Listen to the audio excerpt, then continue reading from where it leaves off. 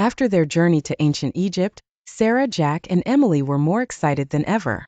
Each adventure was more thrilling than the last, and they knew the time-traveling treehouse still held countless secrets. However, they never imagined that their next trip would take them not to the past, but to the future. One sunny afternoon, as they climbed up the familiar creaky ladder into the treehouse, the strange contraption at the center had another surprise for them. This time the dial was spinning on its own, glowing with a bright blue light. There were no symbols or numbers, just a single pulsing button. Jack's eyes widened. "What if this takes us to the future?" he asked, his excitement barely contained. Sarah hesitated for a moment, her cautious side kicking in. "We don't know what the future holds," she said thoughtfully. "It could be dangerous." But Emily, her green eyes sparkling with curiosity, nodded. "Maybe, but we have to see. Imagine what we could learn." Without further delay, Jack pressed the glowing button. The familiar rumble shook the treehouse, and in a flash of light, they were transported once again, this time to a world unlike anything they had ever seen. They stepped out of the treehouse into a futuristic city, filled with towering skyscrapers, floating vehicles, and shimmering lights. The sky was a mix of purples and pinks, with airships gliding through the clouds.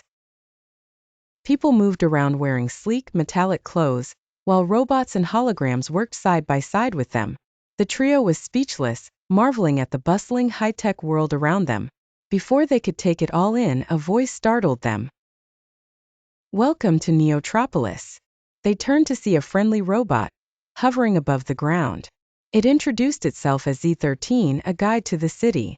"You must be time travelers," Z13 said. "I can tell by your clothes. You've arrived at an interesting time. Our world is facing a great challenge." Sarah, Jack, and Emily exchanged glances. This sounded familiar. They were here for a reason. Z13 explained that the city's central power core, which ran on a special renewable energy, had started malfunctioning. Without it, Neotropolis would collapse, leaving the city in darkness. Worse still, the malfunction wasn't an accident. It had been sabotaged by a group of rogue machines that had broken away from the central system and were now hiding in the outskirts of the city. The trio agreed to help, and Z13 led them to the city's energy center, a massive building made of gleaming glass and metal. Inside, they met Dr. Nova, the brilliant scientist who had designed the city's power system. She explained that to fix the core, they needed to locate 3 missing energy crystals that powered the grid. Each crystal had been taken by the rogue machines and hidden in different parts of the futuristic landscape. Determined, Sarah, Jack, and Emily set off with Z13, their guide.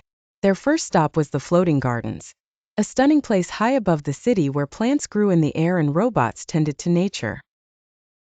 There they faced their first challenge. A group of rogue drones had set up traps to guard the crystal. Using her quick thinking, Sarah hacked into the drone system and deactivated them, allowing them to retrieve the first crystal.